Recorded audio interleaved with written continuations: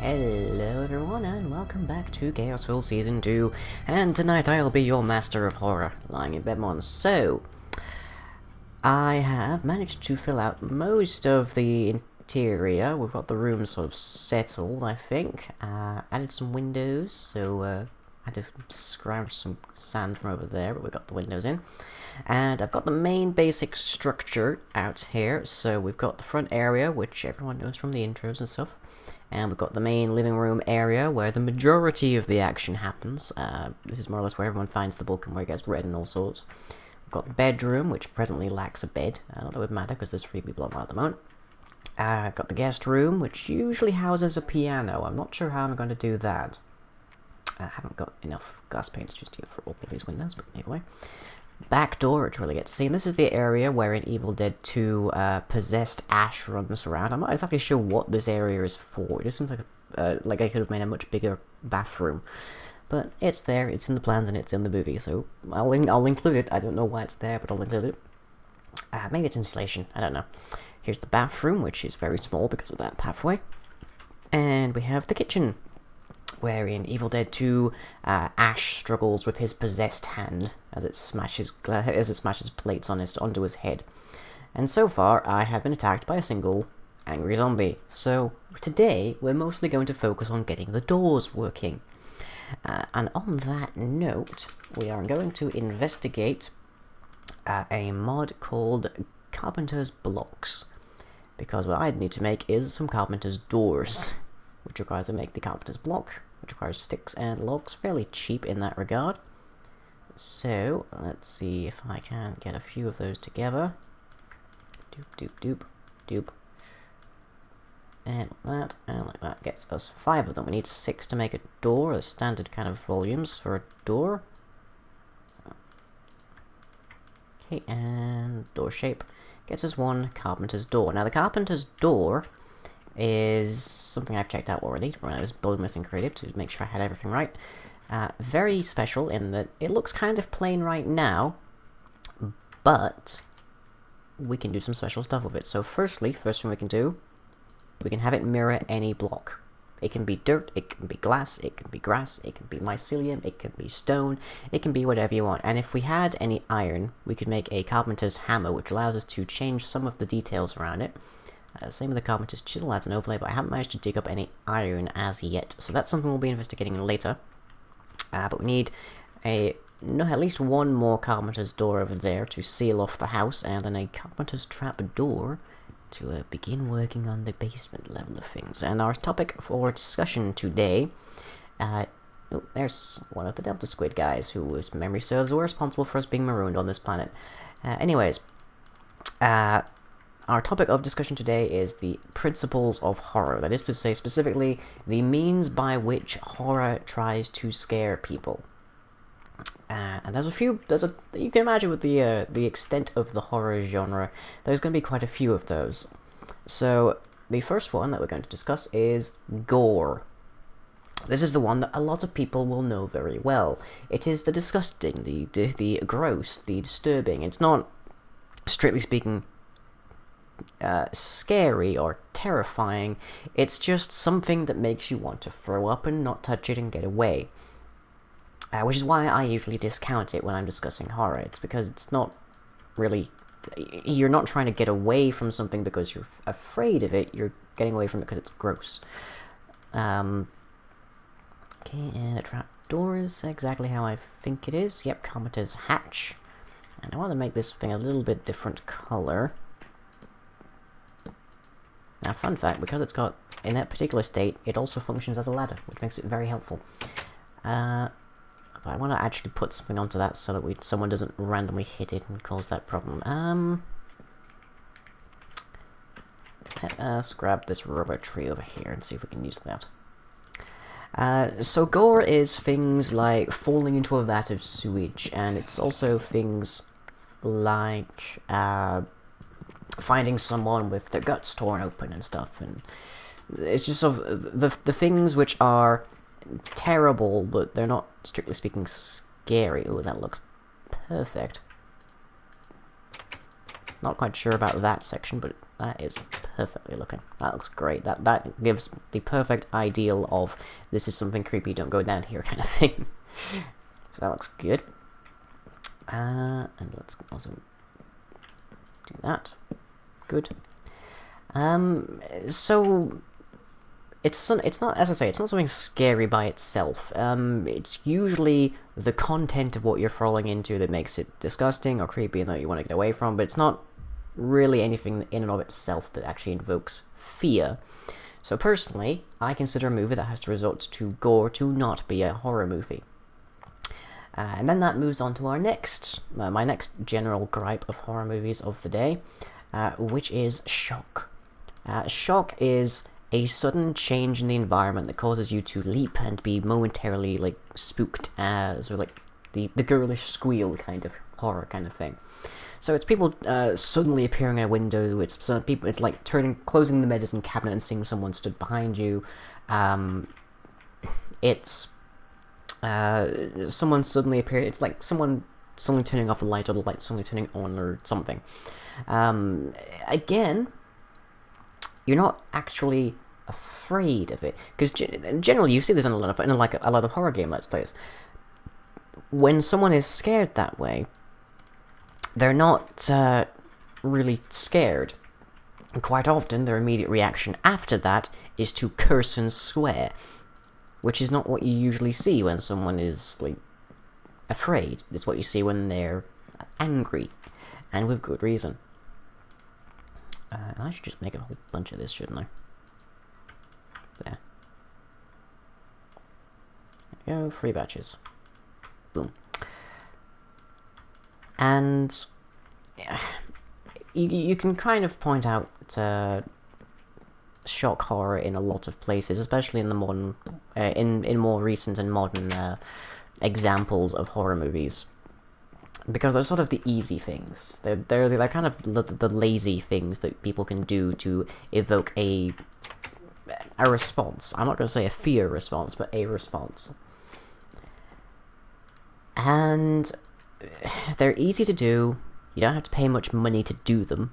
Like, all you need is to go down the butcher's and you can get like a vat of organs or something that they're not going to use, and thereby cheap your way into a response from your audience. And that then brings us to the third notion here, which is violence, which is another thing that you can do. The Texas Chainsaw Massacre is considered to be a classic horror movie. Thrives almost entirely on gore, shock, and violence. Now, violence is, as its name describes, someone's around, as its name describes, hurting people. It's pain, it's anger, it's hatred, it's bringing down a machete into a man's head because you're just not particularly fond of them. Oh, hello, Mr. Wiggles. I actually haven't seen any sheep around here, so I may have to kill spiders to get my my bed. And you see that a lot. It's if you combine those main 3 elements, you can generate the vast majority of horror movies. So, for example, if we combine gore and violence, then we get the name has gone completely out of my head. A series of movies wherein a bunch of, like, Euro trippers get picked up by this hostel. That's it. That's the word I'm looking for. The Hostel movies are pretty much gore and violence combined.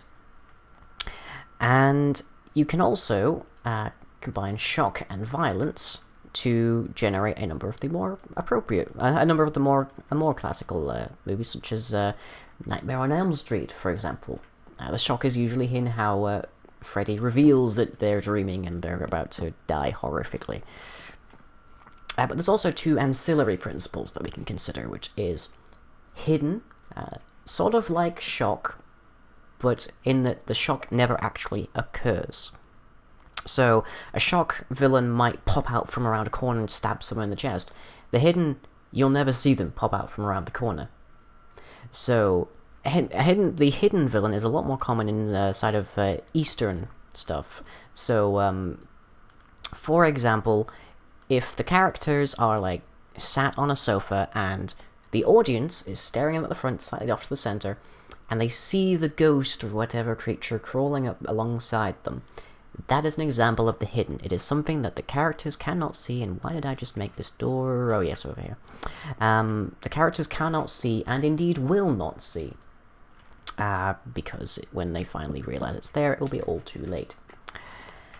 And that then brings us to another sensation on all too late. It is the inevitable. The implacable, the unstoppable, the things that you cannot control.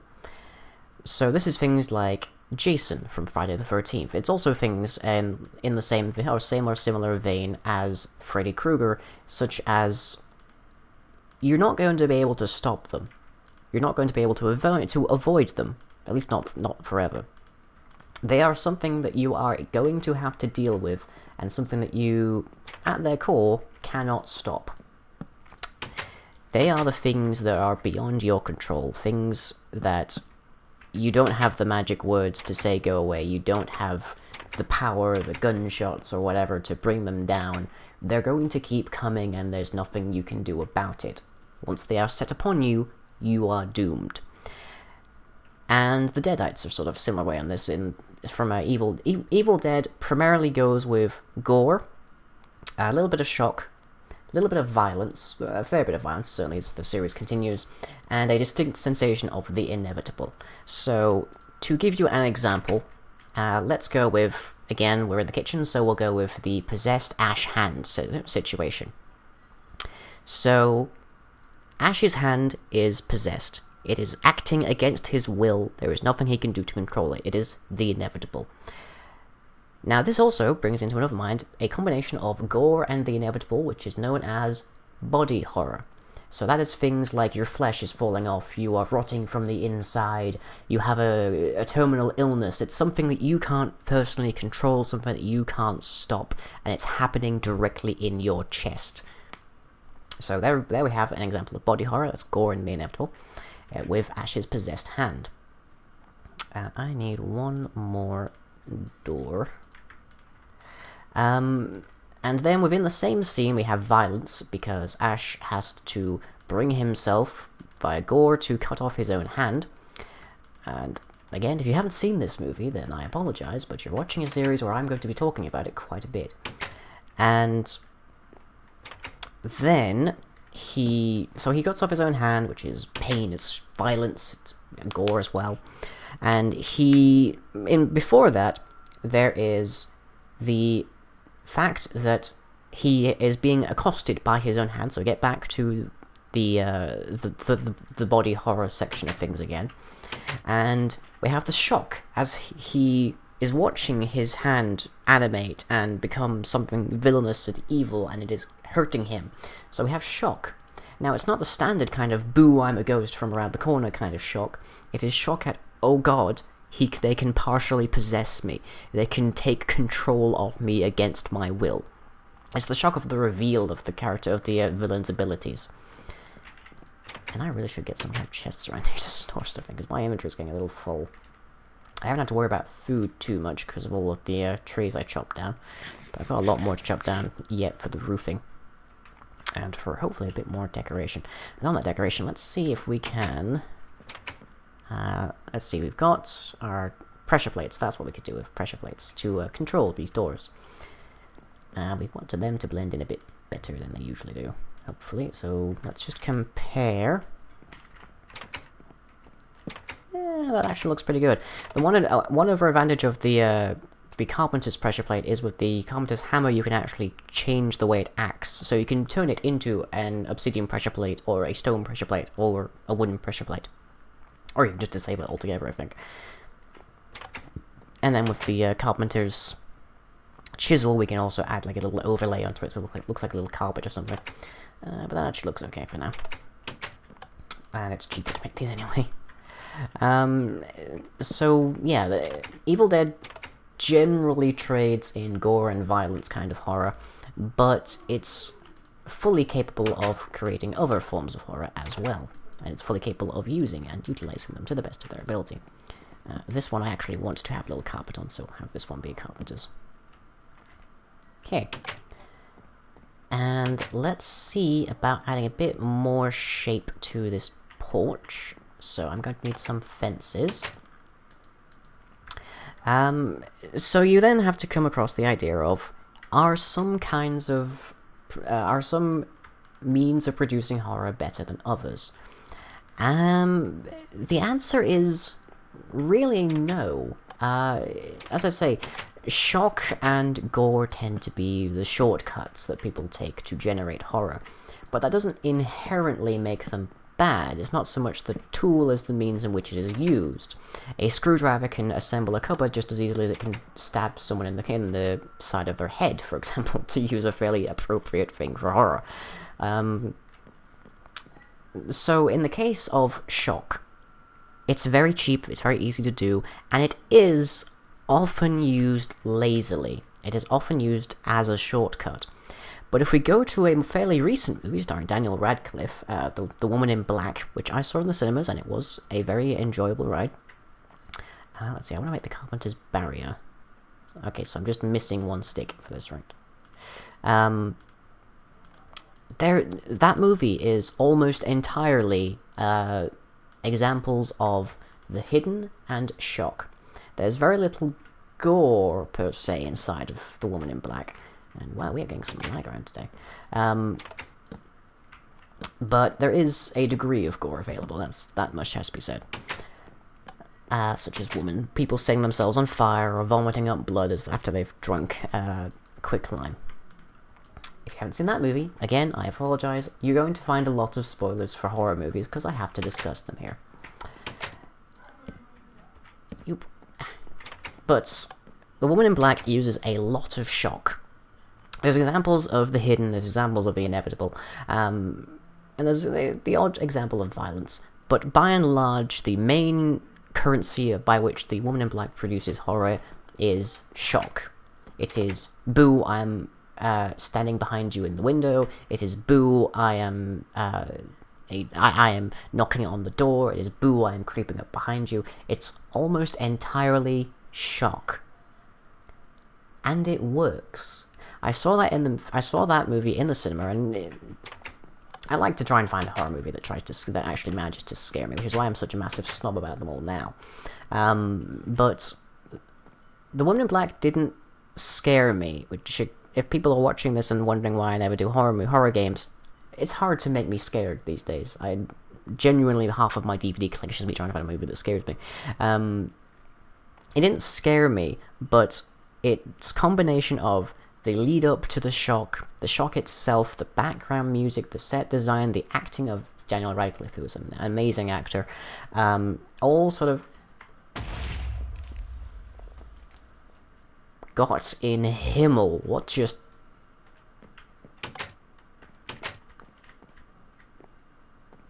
Okay, that was interesting. Going back inside now. I think we just had a meteor. Wow. As I was saying, the combination of all of these factors, like they didn't cheap out on it. They went and did it as hard as they actually had to. Led to a situation where I knew that a shock was coming. I didn't want it to come, and I was still surprised when it happened.